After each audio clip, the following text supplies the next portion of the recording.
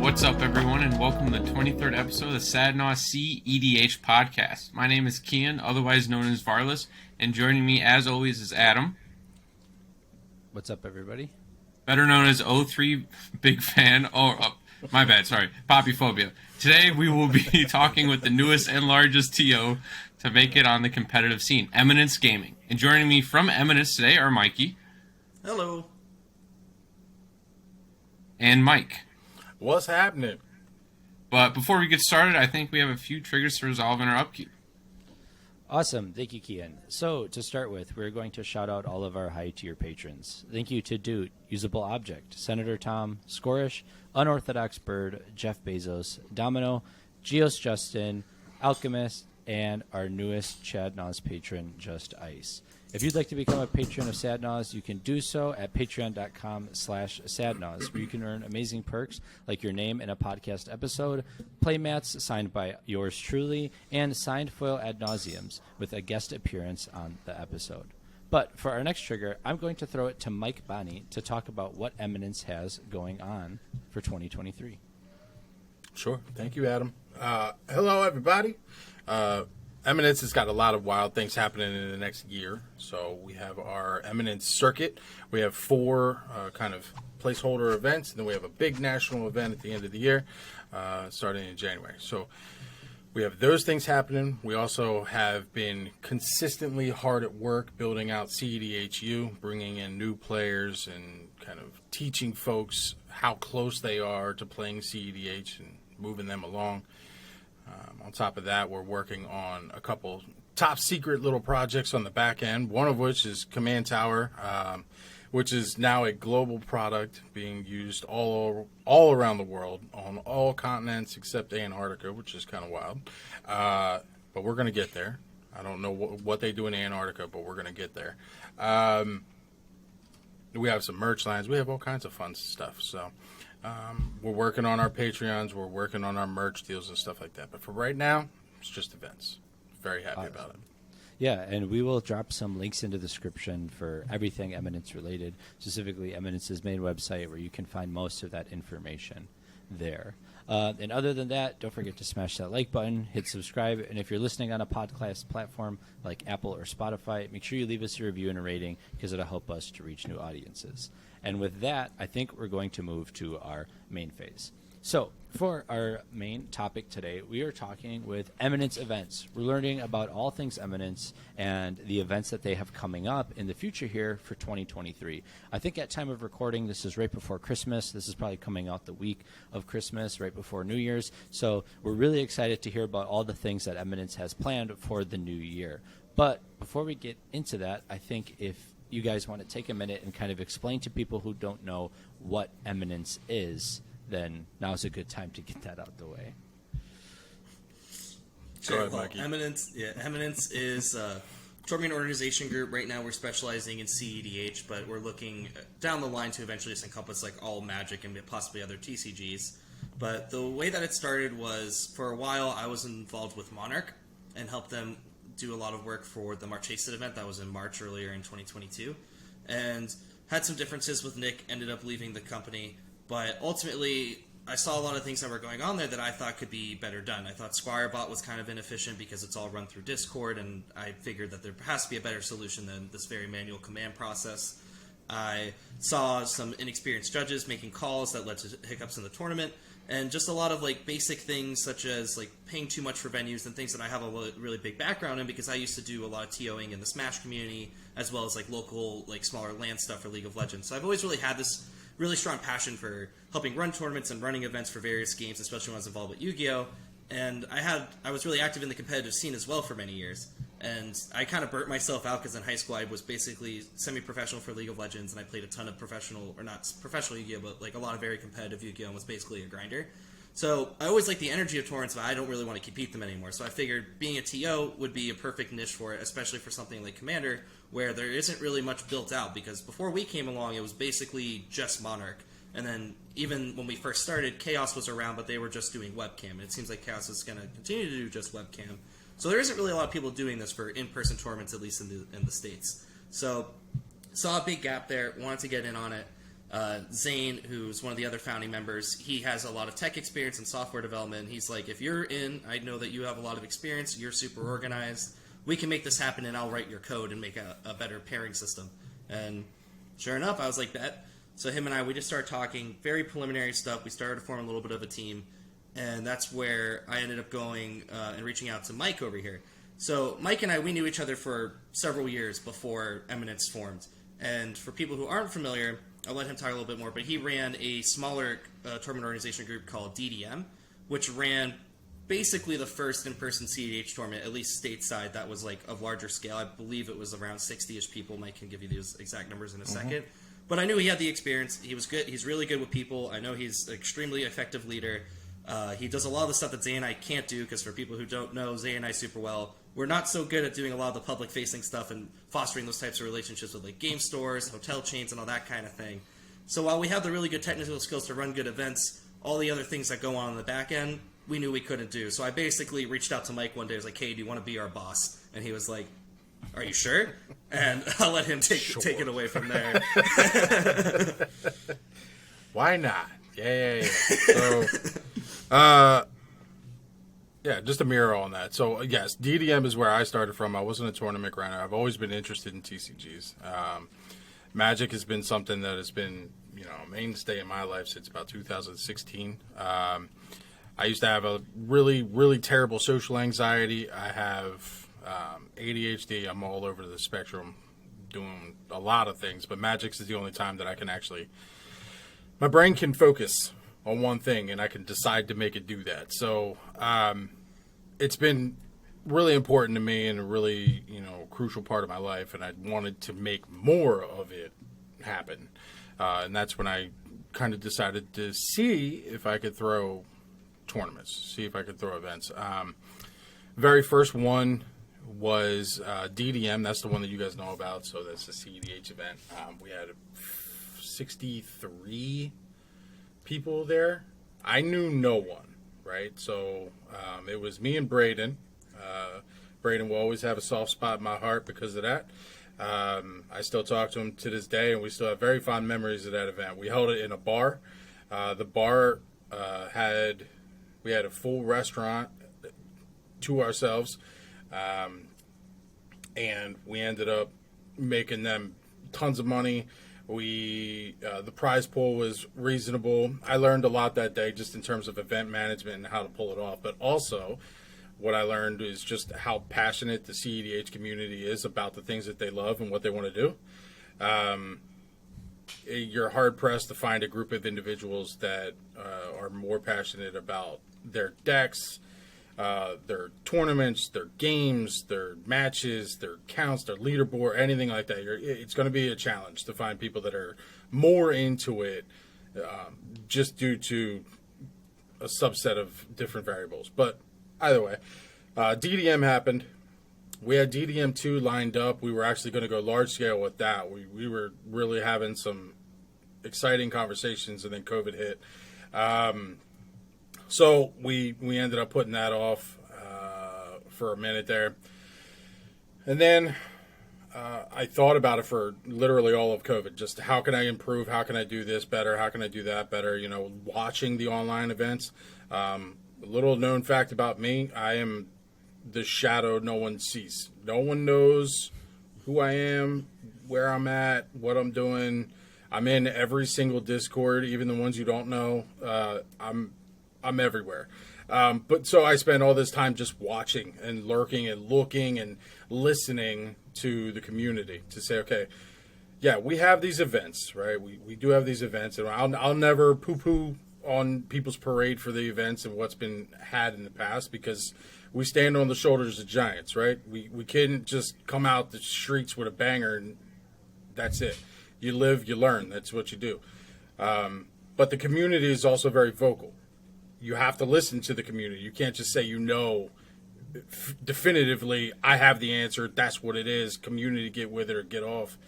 It's not really that. So the more I listen, the more I look, the more I watch, you start pulling out all these little central pieces of, the community wants this, they want that, they're concerned about this, they like that thing, they want to do this over here, they like that. and you start to piece these pieces together. And I started to be a little bit more vocal about it, and that's when Mikey reached out to me to say, hey, I know you missed doing this. Do you still have an idea of, wanting to get involved? Hell yeah.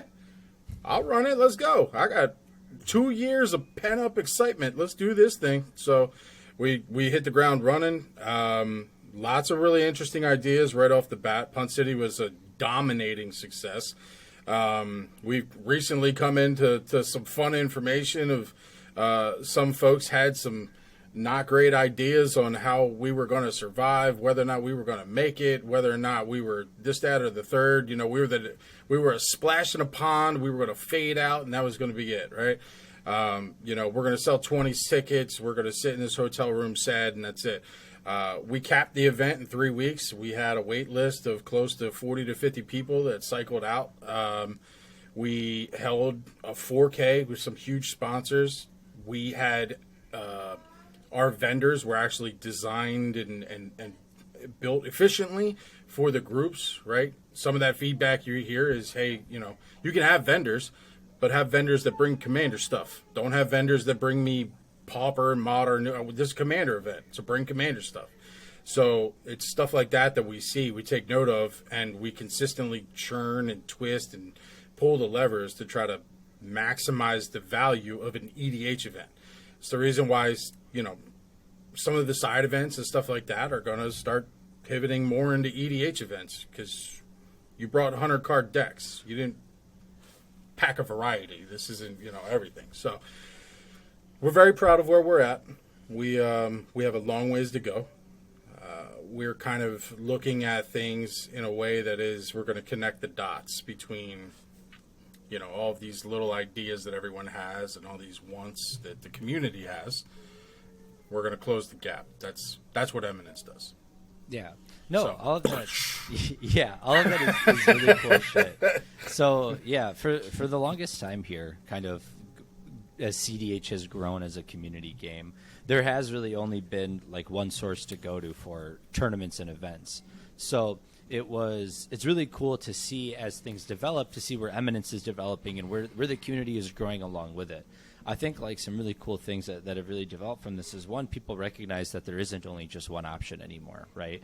That there's more places to go and more places to play, and those options are more accessible to more players. I think the biggest appeal that I had when first learning about Eminence is not only is it another TO that's running cEDH events, but it's affordable. They're running these events in affordable locations, and the tournament itself is more affordable. It's a proxy-friendly event, right? The tickets are at a reasonable price, and the places that you're going for these events, like even though you have to pay to travel, these are places that are inexpensive to travel to. The hotels are really cheap, and it makes it so more people can actually go to these events, and you're not pricing people out of the format, which is something that I really respect as a player. And I think a lot of players feel the same way, right? When something's affordable and accessible, well then you can say nothing but good things for that. Yeah, I think go ahead, Mikey. I was gonna say, I think one of the biggest things that sets us apart from just other, not even just within the cEDH space, but tournament organizer groups as a whole, is for one, Zane's a machine.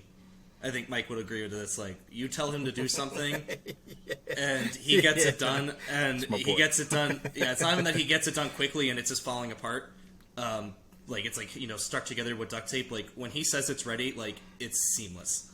And that's something that I think is really clear when you see our software, see the website, see how seamless all that is. But I think the bigger thing is we are very much player-focused. And I know every group probably wants to claim that, but as Mike was talking about with the vendors, do you know how many vendors we talk to? Because we talk to them, it's like, oh, we want you to do this. And like, oh, yeah, we're interested. Your tables are kind of like fairly priced because when we're starting out, we can't charge $1,000, $2,000 a table. That's just unreasonable. So like a lot of vendors were reaching out to us interested. We had to vet through them, and actually Mike went to a bunch of their stores to see what their collections look like. Because we're like, you need to have commander cards, and of course everyone's just going to yes man you. And so Mike would actually go to the stores and be like, you said you have commander stuff, I don't see a single dual land here. Also, I said high-end foils, you showed me something that came out from the F&M. He's like, that's not what I mean by high-end foils. So there's a lot of stuff that people don't see that, we don't talk about on Twitter, and a lot of people within even the own organization don't see. Like, for instance, our judge staff. I found Max. Yeah. That was not easy. And Max is awesome, and I am so thankful that we did find him because he is so phenomenal. But I went through like 30 other judges that were interested in this position before I landed on Max. And I think it just really shows like because it wasn't just I needed to find someone who was an L2 who was qualified. I went with Max because he runs 60 to 100 person monthlies for cEDH. And not only that, he has a team of people that runs those events with him. So you can just think that was finding a needle in the haystack. So it took a lot of effort, but like that's what really sets us apart. Like we really sit down, like the hotel blocks. We don't pick the flashiest, most expensive hotels, sure, but we get it so that all of our hotel blocks are $100 a night. So we get it, flights are expensive, but if you can get that flight, we're trying to keep the weekend for you and your friends because if we're assuming people share rooms, we want your weekend to be under $300, excluding flights, because obviously flights is a lot. Like if you're going West Coast to East Coast, that's $500. But we're trying to get it. Once you get to the venue, you can spend $300 and have a good weekend. So we put a lot of effort into all that to really make it so that everything is accounted for. The players have a good time. The vendors have the stuff that players want. Our judges actually know what's going on. And for you two, like you are competitors, I feel like you might be able to speak to this. Like I feel like our judge staff is second to none for this. Like our tournament, we did 5 rounds the first day and we were done by 5:30 with turns. Like that was everything. It was 5:30. We were done. We had a dinner break. Then we went back to the venue. Yeah, I think Punt City was like a huge example of like just how good the judge staff was. Because I was like blown away. I remember I came home and the first thing I told Kian about the event was like there was like no hiccups or problems throughout the whole thing. Like everything was very clearly outlined. Everybody knew what was going on. If a mistake was made, the player was notified why a decision was being handled a certain way. It was like I had no qualms with anything that was being done throughout that whole weekend, and I think that it showed like the professionalism of the judge staff specifically that Eminence has. It was really impressive.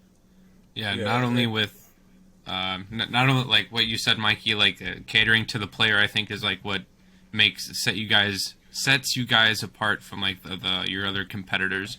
And like all the news that I hear from Punt City is overwhelmingly positive. Like I didn't attend Punt City, but every time someone mentions Punt City, they're like, "Oh my god, that was the best tournament I've ever been to. Everything went off without a hitch." And then I go to Oko, and it's like 12 hours for day one, so it's or 13 hours, whatever. But that's besides the point. I just heard overwhelmingly positive stuff. So yeah, Mike, you're gonna say something? Yeah. Being a TO, being a tournament organizer, no matter how you want to paint it, right? In full transparency, throwing the event is the easy part, right? The judge calls, that's hard, right? But it's the small stuff. Anybody can be a great TO. We just built Command Tower. You want to be a great TO, download Command Tower, run your event. All you need to know how to do is to report wins and hit pair. That's it. That's all you need to do. The rest of it will just work, right? But the details are how you have a successful event. Yes, we could have a flashy, big, extravagant $45,000 event. Yeah, we could do that. That's done. Easy. Check the books. Let's go. But, one, is it sustainable? Can we do that repetitively, month in, month out? No. Right? And the players don't care. We play in LGSs. We play at our kitchen table. No LGS, you're playing on a fold-out 6x3 table. Nobody cares if you're playing on some marble. It doesn't matter. But what does matter is that the vendor is giving you what you want. The judges are making the right calls. The time when we say start, when I say go, that's when the staff activates. That's it. So as a player, you want to know, oh, pairings are up. It's go time. And you do that. And you do that day in and day out. And you prioritize the player feedback, what you see, what you hear. I didn't like being silent for 2 years. I didn't like not being able to do what I love to do, which is bring people together and solve this problem of connectivity and expression, which is cEDH. So what did I do for 2 years? I took a hell of a lot of notes and watched a lot of failure. That's just fact. That's just what it is, right? But there's a lot of positive notes that are out there too. The biggest thing is you need to pay attention to the details, because that's how you become successful within this space, right? And I'm not saying that we're successful or we aren't or anything like that, right? We're doing great right now, but we bust our ass every day to do this shit, and it's listening every day to better cEDHU, to better the Eminence Discord, to do stuff like this, to have these conversations, to listen to the feedback and all that stuff, right? We build specific channels just to solve problems. We build applications. You don't like the database? I'll tell you about the Codex project we're working on. You don't like this? I'll tell you about that project we're working on. We're problem solvers because the community deserves that. I'm not worried about lining my pockets, to be honest, because if we do it right, that'll happen. I'm not concerned. It doesn't matter. The community needs to be taken care of. The community taken care of, they'll take care of you. Don't matter anything in the middle, right? Yeah. Doing the event is the easy part. Yeah, I think a really good example of like listening to the community is one that I had with Mikey, where I remember like after Punt City, I ended up missing my flight and spending the night at Mikey's house. And I remember talking with him and being like, "Hey, this event went really well, and I think everything about it was really great." And I said, "I have one complaint." I said, "The only complaint I have is that I work a ton of online events and streams." And I was like, that's like my bread and butter. It's what I do, and I really enjoy running streams. And I was like, I think there's a lot of improvement to be made with Eminence's stream quality. I was like, I think your casters are great casters. I know Scoots, I know Ashani. I think like how the stream was run and this and that. I was like, I see where there can be some improvements. And a few months later, you guys hired me to come and help improve streams and make improvements. Well, help. And yeah, and I was like, it just shows like your initiative towards working towards these things. Like you guys brought on Shauna to become like a caster and a video editor and help you guys to improve your quality and reach online. You brought on me to do the same, and then you hired other people to help manage streams and do things. And you guys heard like the one thing that there was any negative feedback on, you nipped it in the bud as soon as possible. There were two things. So one of them was the stream, and the other one was space. They didn't like the way the tables were laid out. So I'll tell you what, there would never, ever be tables set up like that again. And the space in Silicon Dynasty that we're going to twice is over 1,000 square foot larger. So, resolved. Yeah, and that's like amazing shit, right? Like as soon as someone said like, hey, I think that this needs improvement, you guys were like, we see that and we respect that and we're going to make an effort to change it. And I don't think anybody else does that, you know what I mean? And like another great example here is like Mox Masters, right? The recent online Mox Masters tournament, it was ran by Eminence, and you know the event went great. It was an amazing time, and people complained about timing, right? They're like, it was really long. The online event, you know, may have taken longer than normal, and you guys worked endlessly. Alec worked endlessly. Me and for Alec hours. for 48 hours did an entire scientific report. I'm a molecular biologist by trade. He's going to get like a PhD in biochem, and we sat down and broke out everything, like whole thing. It blew me away. We have a team chat for Eminence staff, and he came out with like a document, and just laid out all the math to why we're going to change the tournament structure to better help the players. And I was like, this is insane, dude. Like, this is more effort than I think anybody expects out of not only a TO but like an online TO specifically. And you guys put in the work, and it shows. And I think the players really recognize that. Yeah, it's about an expectation and just like trying to set. The players want a thing, and like you can't have everything. Some folks are just wildly unrealistic, and that's just fact. But there's like 90% of it you can have. If you sit up on your horse and you know everything, well then you can solve nothing, because if a problem comes up, you clearly already have the solution. So why didn't you implement it in the first place? And that's why the team dynamic comes into play. I play chess with people. That's my job, right? Mikey go here, Zane's over there, Ryan do this thing, Adam here, blah, blah, blah, blah, right? That's my job, right? But they're smarter than me in their respective categories. I have to trust them.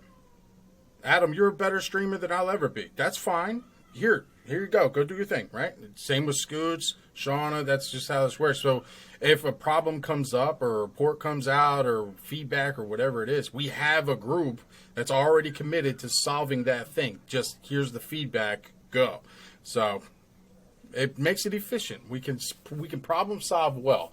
And like everybody leaves the ego at the door. You don't know everything, period. And the minute you think you do, now we got problems because you need to learn something. Yeah. So, Yeah, I think that really benefits the team dynamic and how Eminence as a tournament organizer performs.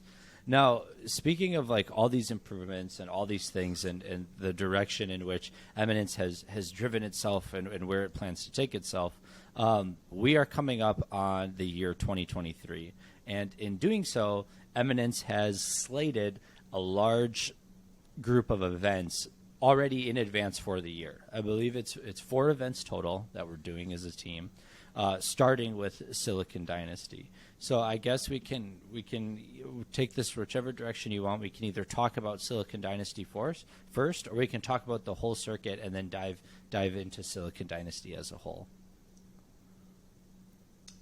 I'm gonna let Mikey ride that one.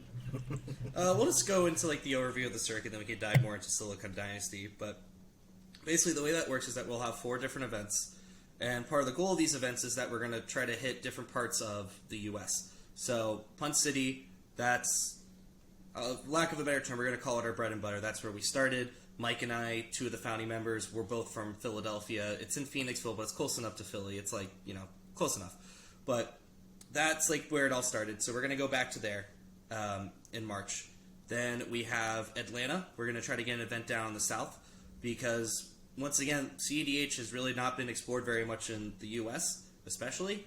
And like pretty much all the events that have happened, it's our Punt City event, which was outside Philadelphia, November Oktoberfest, which was Philadelphia once again, and then there was Marchesa, which was in Seattle / like Washington State area. So we're trying to go south. There hasn't been something there yet, or at least like big on this scale. So we want to hit up that community, try to see if there's interest. If there is, we'll make it a regular thing. And also we just want to make sure everyone feels heard because, as everyone in this call, at least I'm sure familiar with, is a lot of West Coast players kind of felt like they were either ignored or they haven't been appreciated for one reason or another. There's a lot of random stuff that fed into that, but either way, they feel neglected because there hasn't been a lot of tournaments out there. These groups are focusing on other areas. I think having 2 events in Philadelphia back-to-back, which really was not planned, it was just that's where we picked a city, and Marnock picked that city pretty much at the same time as us. It was one of those things where it happened. I reached out to Libby and was like, "We didn't know you were doing that. Did you know we were doing this?" It's like, "No, let's talk in the future so that this doesn't happen." and for events in March that we're doing in the same city back to back. But regardless, lots of things are happening. So different parts of the U.S. clearly feel like they're being neglected and that tournaments aren't coming to them. So one, we want to have our software be so, as Mike was saying, anyone who wants to run an event, you can do it.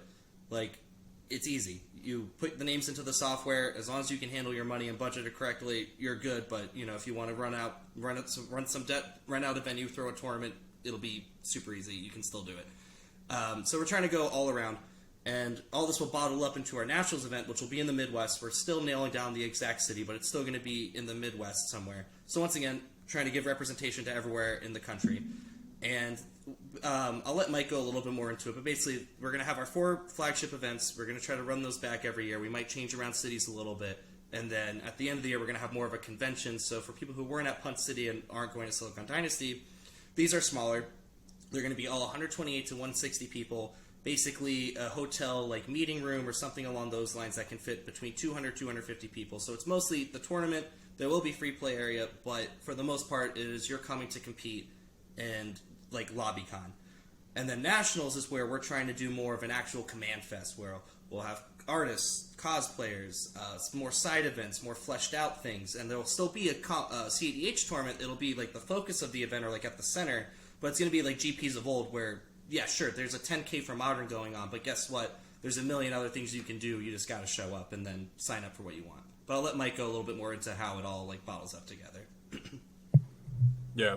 I mean, Mikey, you paint a good picture there. And I will say that I have a less than a 3-month-old child at home. So if delicate screaming in the background is heard, it's probably because he's hungry or his diaper's getting changed. There he is, right there. You hear him? But yeah, so we have our the full circuit for next year, right? So Mikey kind of laid out what it is, right? 4 events, and then we have our big national event. But the idea overall was, cEDH doesn't have a respected circuit, almost a grinder events, right? we have folks like Ian, we have folks like Charles, and all these people that love to go to these events and try to make it to every single one. Doesn't matter who's putting it on, doesn't matter where it is. I'm going to it. That's it. I'm there. The problem is none of it like aligns and has like a trackable, this is what I've done within this space type thing where like you can say, oh, I did an SCG thing. I did all year and I got up to nationals and did this thing and whatever. Right. So we thought it would be really cool to have an event structure like that where you could start out and you could actually play your way through it, and then nationals happens and you're playing for big money. Now, big money is figurative, right? We're not SCG. We're not any of these crazy things where we have millions of dollars to throw around.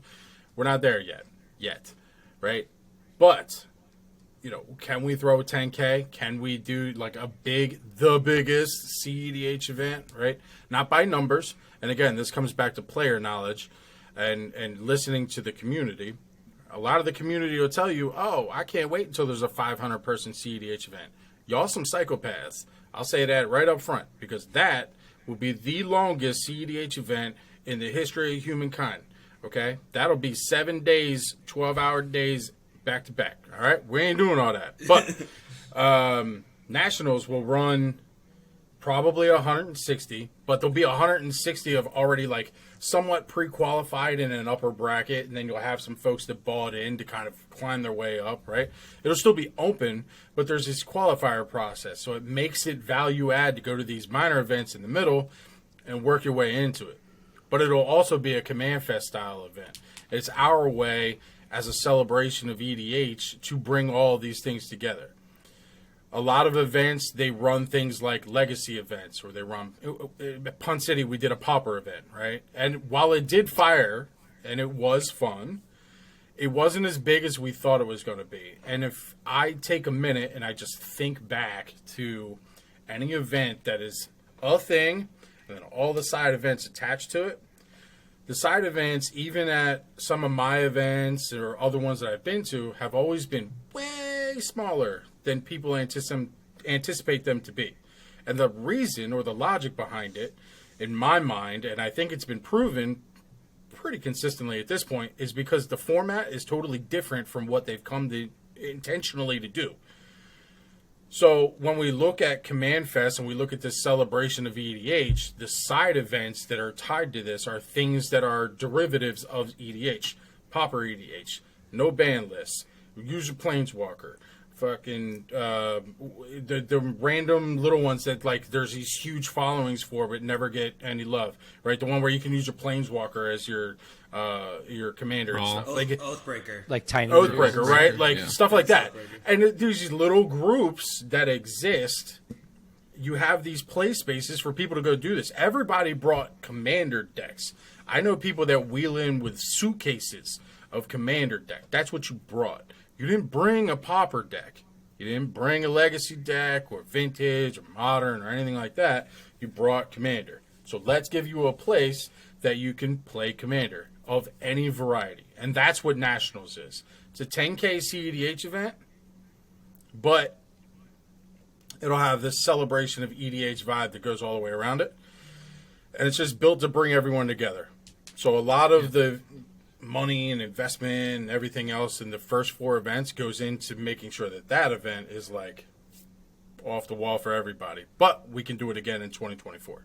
So I think it's so cool. I think it's so cool that you guys have a national event, right? Because like all the other formats, like standard, modern, legacy, like it's a competitive format because you play all these tournaments to go to like an SCG like invitational or like a modern like whatever, like end of the year grand thing.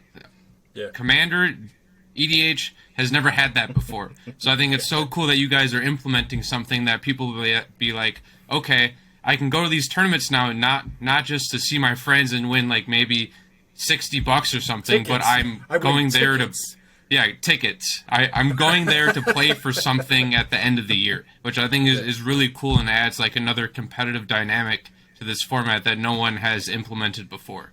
So we're very proud. Like, we're proud of the work for sure. Yeah, like as Mike said, on how he's in every Discord server just listening. Like, so like earlier this year there was Tier 1 Con, pretty cool event. I don't really have any qualms with anything that happened there. It seemed like I didn't get to make it this year, but it seemed like everything went well. However, a lot of people had issues that it was advertised as the World Championship for Commander. Like, there was no qualifiers that led to it. It was in Europe. But we see that there's interest for that. I mean, the pro circuit for, like, SCG and all this stuff, it's kind of dying, unfortunately, for 60-card formats. Yeah. So we saw this opening where, okay, let's try to get this going in Commander, because it's a format that both Mike and I love. It's our favorite way to play Magic. Like, we play other formats, but at the end of the day, would identify, like, we're Commander players. Yeah. So let's try to get this competitive edge to our format. And I think people who know me a little bit more, they can really see, like, how I've been doing that. Like, I've been reaching out to so many 60-card players. I've been trying to get them more integrated into the format. I've been trying to, like, support their channels and be like, yo, look, like, please make some more, like, cEDH content, all that kind of thing. Like, introduce them to more players. Koval talks about it a lot, or Brian Koval, you all might know him as Bosch and Roll.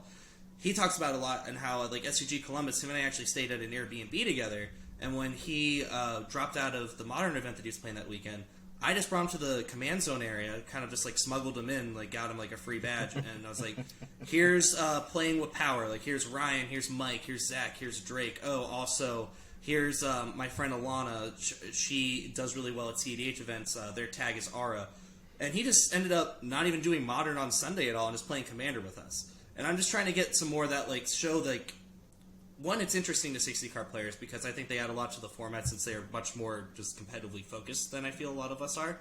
And also, get the stakes good enough to where people want to compete. Like, I don't think our circuit will ever be built out enough to where people can do what they used to do with SCGs, where they didn't have a job and were just competing at all these tournaments, making enough to live. That's not what we're trying to do, but we want it to be enough where you're willing to pay for a flight to come to Nationals, because if you win, you could win thousands of dollars. And, like, actually have those types of stakes on the line to bring out better players and encourage people to have tighter play, help an actual meta establish for Commander, and also just add more legitimacy to our format, because Commander in general definitely has a stigma where it's more casual focused, which I agree with it is. Yep. But that doesn't mean that us on the cEDH end, which are definitely a small percentage of Commander players, but we have that drive and we're willing to do it. So we're trying to give that side an outlet, as well as pull in other people that might feel their competitive edge is being neglected, because a lot of tournaments and things are kind of dying in the Magic scene, unfortunately, at the moment. And I think we're in the early stages of seeing the ripened fruit that you've sown, because a lot of 60-card players now are, like, coming to the format, be like, okay, hey guys, listen, it's not as bad as you think. You should come play. Yeah. But yeah, I think it's an interesting dynamic for sure, because you run into, like Mikey said it nicely, they think on a different axis than we do.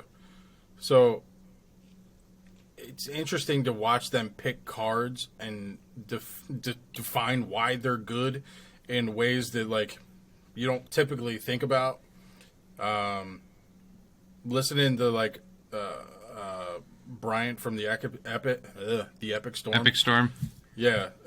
Listening to him talk about dramatic reversal once. Just dramatic reversal. Not scepter. Just dramatic reversal. I was like, hey, that's actually not bad. And they just think about stuff in a weird, in a different way than we usually do. And that's ultimately what you want for any gameplay. You want people to think uniquely about what they're doing and where they're doing it and how they're doing it and what their logic is and defend it. That's part of the reason why cEDHU exists, is because people are coming in and they have these ideas and they're crazy bombastic things. And some of them are super creative and work really, really well. And some of them you have to, like, pull the rope back a little bit and say, hey, you're a little bit off, but you're close. So let's back up 5 feet and go 10 this way, and then we're off to the races. But it's interesting to see how the community's growing and how all these things are happening.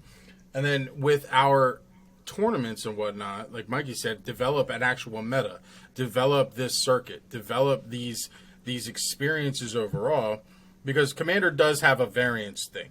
Right? Mm-hmm. It's just because somebody in the comments somewhere is going to be like, oh, can't be tournaments because variance. Rawr. I get it. But when you have Swiss for the first 5 or 6 rounds or whatever your number is going to be, your variance portion of that gets a little bit smaller, a lot smaller. And you can kind of tuck it away over here, and then you start seeing these people that are super skilled at this format rise to the top consistently, time and time and time again, playing wild decks. As much as variance is a thing, Ian, like almost every event he goes to, he top, and then like that Brian motherfucker Koval, don't miss. Yeah, and then like Brian Koval, who I think objectively was the best Magic player that was at Oko. Yeah. He ended up winning. I don't think that was a coincidence. Like, sure, variance does play a factor into things, but time and time again, you see top 16s look very consistent. Like, I feel like Adam and Kian, I think we could look at any tournament, like say Mox Masters, the next one that happens. We could look at the player pool, and I think we could guess about half a top 16 by blindly looking at the player pool, not even knowing what decks they're on. Just being like, oh, these people, like, Ian's competing, probably will make it. Like top 4. Zane's competing, probably will make top 16. Yeah. You know, sick robots, spleen. Like, you could look at the list and you could get really close. You won't get all top 16. I think that's where it starts to get ridiculous. But it's kind of wild that you could look at that list, not even know what people are playing, not even know what their pods look like, and be like, yeah, here's probably 8 people that are going to make top 16. Yeah, that like ultimately is where like the circuit comes into play, because we want to be able to provide that experience as well, right? Secret sauce, right? We're working on profiles within our system so that you can look at it. You can pull You guys up. are profiling people in your system already? Yes. We're tracking Yes. like ELO and But- percentages. Yeah. Yeah, so we're looking at like win percentages of your matches and everything else, right? So trying to figure out how good is Ian really? Like, he's top 4 and everything. Did he win a whole bunch? Did he draw? What was his points? And you can pull up like these player cards that exist within, you know, Command Tower to be able to look at all these things. But you can't do that without multiple events back to back. Anybody can go, yep, I won Oko 18, 19, 20, and 22. Okay. But did you win Eminence 1, 2, 3, 4, and then Nationals? And not by win. I think win is a weird bar. But if you went top 16 in 4 Mox Masters and cleared top 16 in 3 of the 4 Eminence events going into Nationals, I'm sorry, you're a good player. That's it. That's factual. Like, you don't get debate on that now. Right? Yeah, Variance is no longer a thing. Yeah, like on Mike's note too, like obviously variance plays a role, but for me it's like if someone top 16, in all honesty, I view that the same as someone who wins the tournament, because that's where I feel the variance starts to come into play. Like if you were able to get out of Swiss and make it a top 16, and now there's 2 games that are separating you from a top 16 player and winning, at that point I'm viewing you more or less as equal, unless you're doing this consistently over and over again, just winning. Like I'd say Ian is starting to get to the point where I'm like, okay, yeah, like Ian he's just a bit better than other people that are running these events right now, because not only is he top 16ing every event, he is making top 4 at them, and he won, like 2 or 3 events back to back to back. Like, that's where you start to see it's like variance starts to fall off. Like, if the variance was such a big issue, Ian should not be able to do that, but he is just better than some people. He's just built different. Exactly. Be different sometimes. I think that we want to segue then into Silicon Dynasty specifically, because that's the next in-person event that we get going on. But before we get into that, Kian, do you want to handle your little segment here? All right, so this is the best segment of the show. Flavor text of the week. For those of you just tuning in or don't know what this segment is, it's where we try to stump you, the audience, and the guys on the podcast with some challenging flavor text trivia. If you'd like to participate, listen carefully and put your answer in our Discord, in the flavor text channel judge, or the flavor text judge channel, for a chance to win a free pack on us. Scorish and Looter, listen, stop guessing them, or stop getting them correct so fast, okay? Relax. People have to get them. Okay. All right, so first one I will do will be for the guests on this show. All right, so this one is kind of an easy one, right? Hopefully you guys will get it. It's a cEDH playable card. Okay. Island. What? Swamp. No. All right, so that one I believe more than Island. But all right, so a good deal of tyranny goes by the name of protection. Crystal Silence. Eastman, equality or protection? I'll say it again. A good deal of tyranny goes by the name protection. Crystal Eastman, equality or protection? Is that so? This is for us. This is for you guys. Okay. Is it defense grid?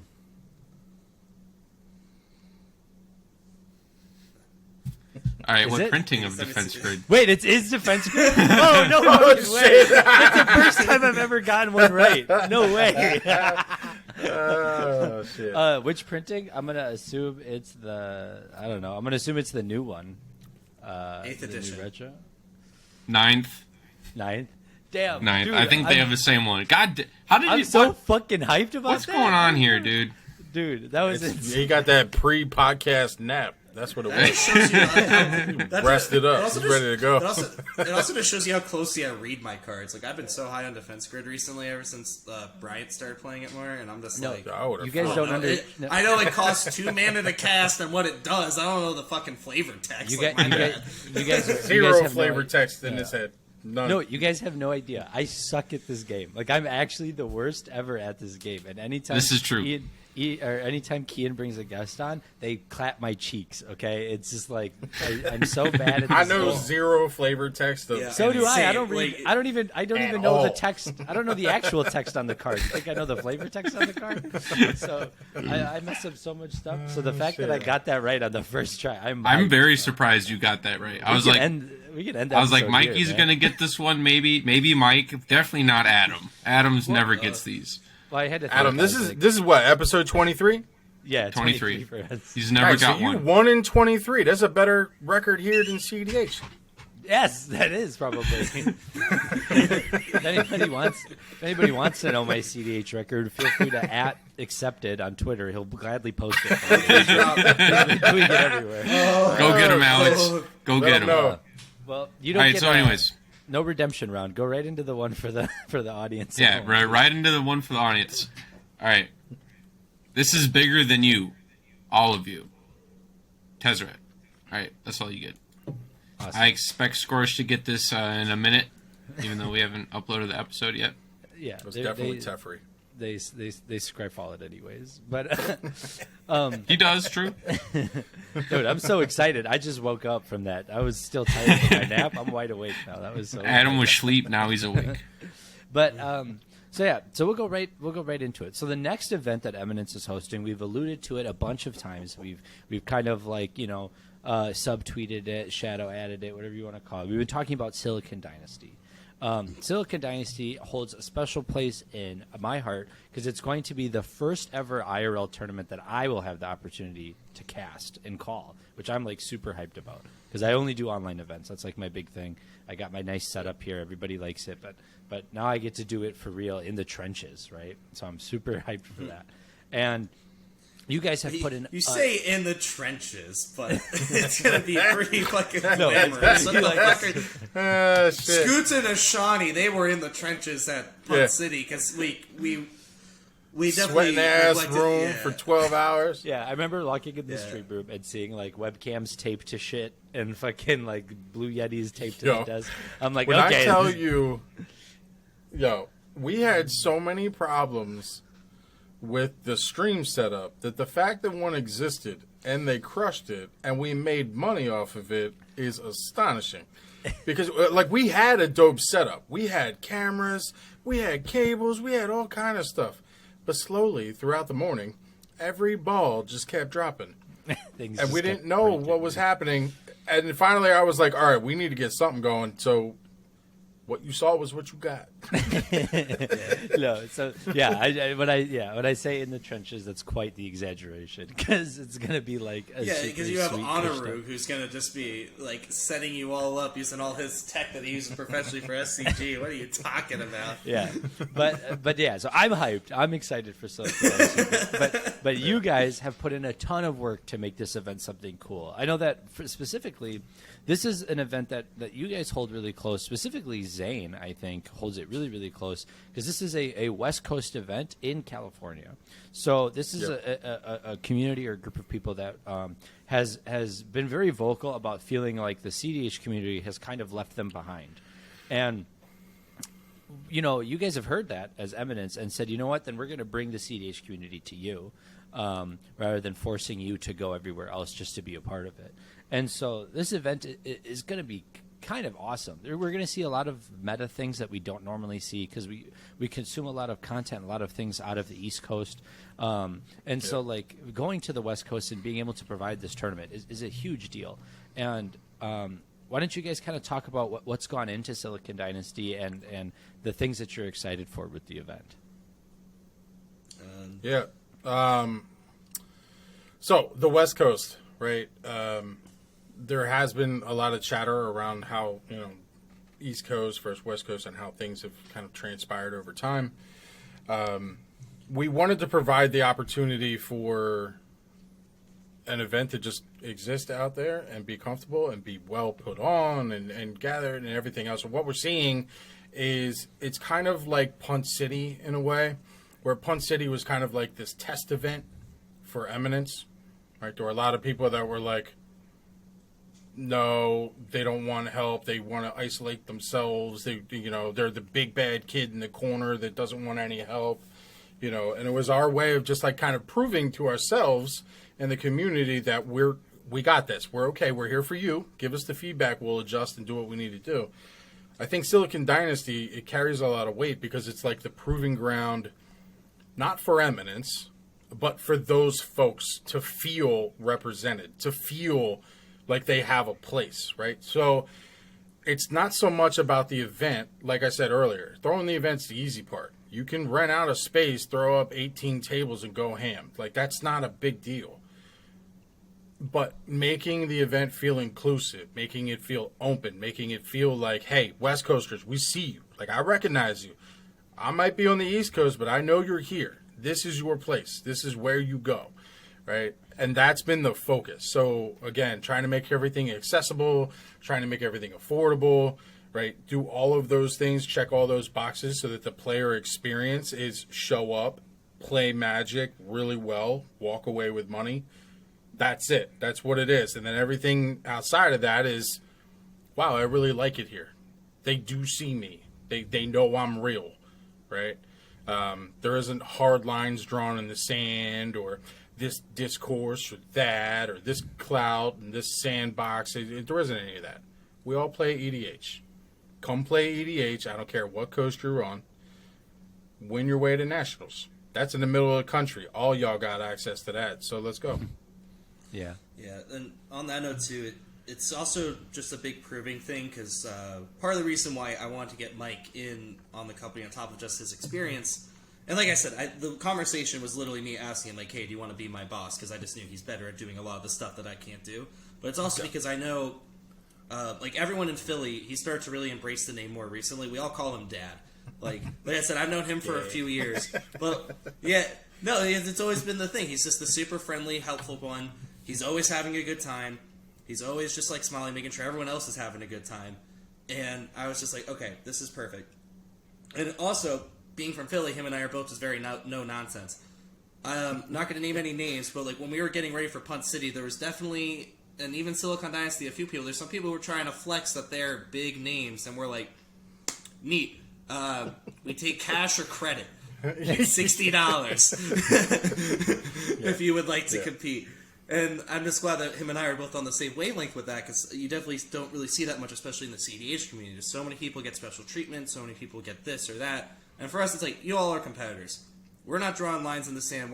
There's no VIPs. There's no this person's better than this person. No.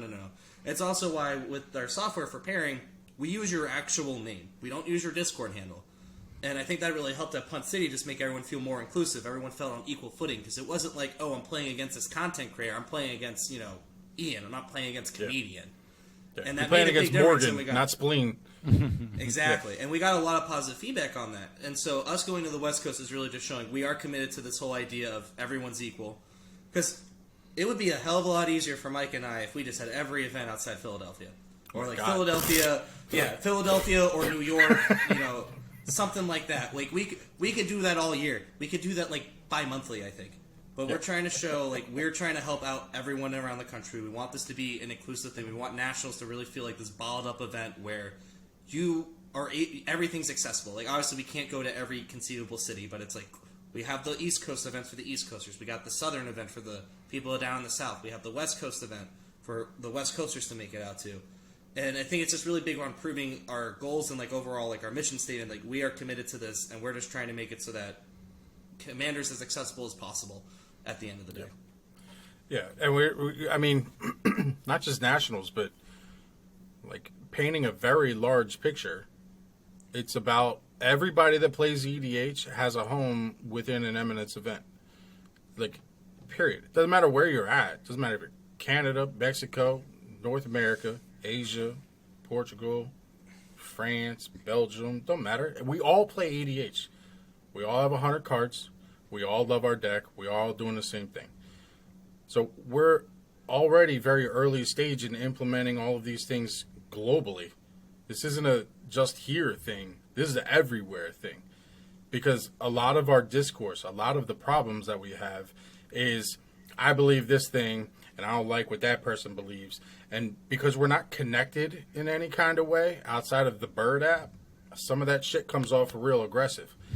But if we both have these community-driven events where we can go to these things and they're accessible and they're easy to get to and affordable, and we can connect and we can bring all these things together with these tools that we're creating, right? As much as Eminence is an events group, we're Eminence Gaming, right? We are about gaming together, what that means, of bringing everybody together. So, yes, we have a circuit coming up. We're going to build everything out. Everybody's welcome. Silicon Dynasty is a great example to West Coast this and welcome everybody, roll out the carpet, come on in. But what you're going to see is you have 2 West Coast next year, you have 2 East Coast next year at Nationals. Then in 2024, you have 2 in the Northeast, 2 in the Southeast, 2 in the Northwest, 2 in the Southwest at Nationals. And then on top of that, then you have ones that are global in other countries with teams that we're building out that right now, as we speak. Right. It's a connectivity thing. This isn't just one little tiny piece. This is everywhere. We all play EDH. We all love it. There's no reason why we can't do it together. No, and I think that's absolutely amazing. So Silicon Dynasty is going to be January 13th through the 15th, and it's going to be an absolutely amazing event. I know that I'm going to be there. Kian unfortunately won't be able to make that one, but both mics are going to be the there. MVP of Sad Naus. 0 for 2 over here. Miss one more event, and your record will be Adams. Kian is like the MVP of Sad Naus, but we're going to make it out to Punt City too, because that one's easier for all of us to go to. We're for sure going to be at Nationals because that one's in our backyard. Whoop. I can really just walk over there with my long legs. Just step across state border. But yeah, and it's going to be an absolutely hype event. I think at the time of recording, Mike, how many tickets do we have left for Silicon Dynasty? 79. Yeah. Yeah. I think 78, 77, 78, something like It's that. been going back and forth between 78 79. I think someone keeps adding it to their cart and then not purchasing. We're over 50%. But what you guys don't know, and this isn't a sales thing, Mikey will tell you, I don't kiss no asses. That's not my way. But what I will say is a lot of shops that we have our affiliate network, and you had mentioned that in Ian's movie, right? Yeah. So a lot of those shops actually have sign-up sheets where players are actually signing up to come in groups because we have group discounts. If you bring 4 or more players, each of those people on that group save $10. So what you're seeing is the shop making this magical list of 18 people, and then when they go, okay, anybody else? Boom, 20 tickets are gone. So it's not a sales tactic thing. I don't give a shit whether or not you buy your ticket today or tomorrow or 2 weeks from now, but the wait list is real. That shit comes on fast. And if Punt City's any indication, and all the videos and network and everything else that's going on, and the language from the shops is any indication, I would do it sooner rather than later. That's just my 2-piece. Yeah. So, yeah. No, yeah, the tickets will sell fast. Punt City 2 was like overnight. All of a sudden, all the tickets were gone. So, for the original Punt City. So, like, you don't want to miss out. You don't want to be late to the party. But other than that, I think that we'll kind of move into our cleanup here and wrap this thing up. But yeah, Silicon Dynasty, January 13th through the 15th. You can find your tickets at Eminence. Is it eminence.events? Eminence.events/Silicon-Dynasty. Boom, /Silicon-Dynasty. But that's where you can find all your tickets, all the extra information. It shows you right there on the website how many tickets are left. It shows you, how many days away we are from the event. It's next month, actually. It's like literally a month away. 4 weeks away, bro. Yeah. It's like 4.5 weeks away. Yeah, that's exciting, man. I'm a little, man. It's going to be a good Yeah, time. you get the tinglies now, huh? Imagine my seat where I'm like, oh, shit, I got phone calls to make. Yeah, exactly. But before we close this one up, I'll give you guys one more opportunity to shill whatever you got going on, whether it's cEDHU, whether it's Eminence, whether you're appearing on any shows, YouTube videos, anything like that. Here's your opportunity to lay it all out. I'll let Mikey go first. Yeah, not too much going on. This is like the last big thing I'm doing until like holiday time when I'm going to be up in like Chicago, and actually I'll be spending some time with Adam and Kian next week, so that should be fun and exciting. But yeah, right now it's just basically getting through, making sure Silicon Dynasty sells out, doing all the...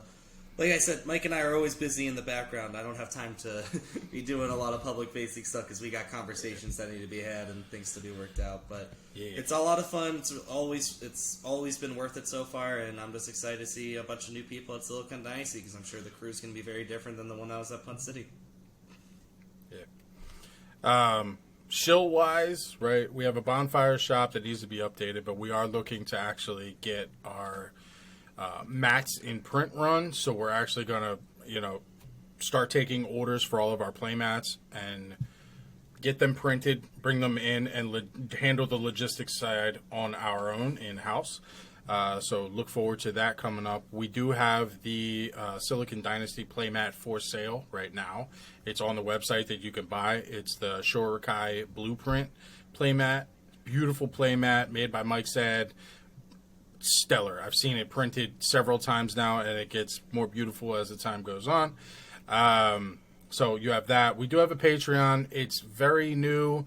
There isn't a lot of stuff there, but if you do want to support us, and the tiers will evolve in terms of, look, I'm here to take care of y'all. Okay, give me some time. I'll make sure the tiers do that. But if you want to hop in there and support Eminence MTG, you can get in there and support on Patreon. We also stream with Adam's beautiful face and Shauna Fridays till the end of the year, and then we're going on Tuesdays. And then on Monday, we have Ashani and Scoots. So we do have streams. You can support us that way. What else we got? We got Command Tower. If you are an LGS owner and coming up in that regard, Command Tower exists. It's ready for your use and abuse.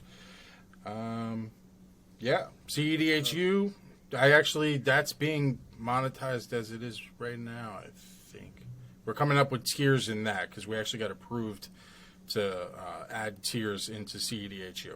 I don't even think Mikey knew that. So, surprise. But awesome. Nothing will change in cEDHU. It'll basically be like Patreon. So there'll be some sort of thing that comes along extra. So nothing changes in what cEDHU is. You just may get a different looking for game role or something. I'm not sure yet. So lots of ways, man. We got lots of revenue sources. That's something just to add on to what Mike was just saying.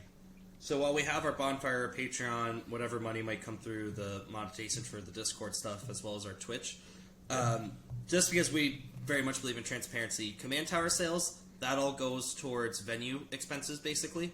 So that helps us keep paying for venues for these events. And then Patreon, Twitch, and like all that kind of stuff, Bonfire, like all the supplemental, more like merch, I would say, or like supplemental things you can do, that all goes to our casters and judges. So that's part of where we pull like from that spending from, as well as like giving stipends so they can travel out to events. So just so you know where your money is actually going. When you contribute to these things, it's not lining our pockets or something where we're just trying to pocket the money. We use that so that we can have bigger and better travel stipends to keep our staff coming out to all of our events. And for instance, for Silicon Dynasty, Adam, Shauna, Seth, and Max, so like our head judge, assistant head judge, and our two casters, we're able to give them a decent amount of money to help them fly out and cover some of those expenses. So that's where that will go, and that's where it goes in the future, just so people know, because like I said, Mike and I are very much being transparent with everything. Yeah, that's been a question we've been asked a couple times, so I guess that is a good point to throw in there, that like all of the founders, there's 4 of us. So me, Mikey, Zane, and Koibito is our 4th. He's our quiet shadow guy. He's the finance dude that no one knows about. But the 4 founders, we're technically the only ones on the business books, and we're technically the only ones that we can pay, right? So we have all agreed to go and do this completely $0 in pocket throughout the duration of 2023. So your money anywhere goes to supporting the staff. We pay our staff. I believe, Mikey believes, that if you're volunteering your time to come here, blood, sweat, and ass for 2 days, you should get paid for it. That's it, right? Are we millionaires? Can we give you a $3,000 check for sitting in a pretty chair? No. But can we get you here comfortably and hang out and love on you? Yeah, we can do that. Done. So that's where all of the money goes. All of the money goes in the pot for that, supporting the events, increasing the venue, taking care of the things we need to take care of, and ultimately, culminating in nationals next year, where, whatever we have, that's what goes in the pot, and we're going for it. So feel good about where your money goes. It ain't putting food on my table. It's taking care of y'all. Yeah, which is so awesome for you guys to do, and I think really shows towards your dedication to the community. As for us here at Naus, once again, we'd like to thank all of our high tier patrons. So thank you to Doot, Usable Object, Senator Tom, Scorish, Cold Ramen, Jeff Bezos, Unorthodox Bird, Domino, Geos Justin, Just Ice, and Alk. Thank you guys for the support. Support from all of our patrons is what makes us here at Naus continue to pump out this content. So thank you for everything. For those of you that haven't already... Adam, listen. I got this. What? All right, listen. All right, Adam's been telling you guys for 23 episodes. He's getting stressed over here. He's telling you, at the last 5 episodes, he's been yelling at you a little bit because he's stressed. He's tired of telling you guys to hop in the Discord, okay? Stop it. Just do it. All you have to do is download Discord mobile. We all know you got TikTok. Discord is better. Just download Discord mobile. Go to our link under this video or in Spotify. We have a Linktree link. Just go on that, hop in the Discord. You'll be able to join the Naus family. You can talk to us about episodes, get deck building advice, chat about your day, shit post, talk about Hampter, anything you want to do, okay? We are local to Milwaukee metro area, and we have a channel specifically for local meetup games, tournament locations, and discussions. So stop making my boy stressed out, okay? He's already stressed out enough. He's got gray hairs. He gets memed on a lot. He doesn't need it from you guys, okay? Just stop. All right, we'd love to have you guys the there. most half written out and read from script, but not speech ever. That was beautiful. I loved it. Every minute of it. That was great. Thank you so much, Ken. And you guys already know the drill. Whether you're listening on YouTube, Spotify, or Apple Podcasts, please like, subscribe, leave a comment, and drop us a review and share us with your friends. It helps us with growing our channel and gives us the ability to work with new people like Mikey and Mike. And with that, I think have a good week, and we will see you on the next one. Peace.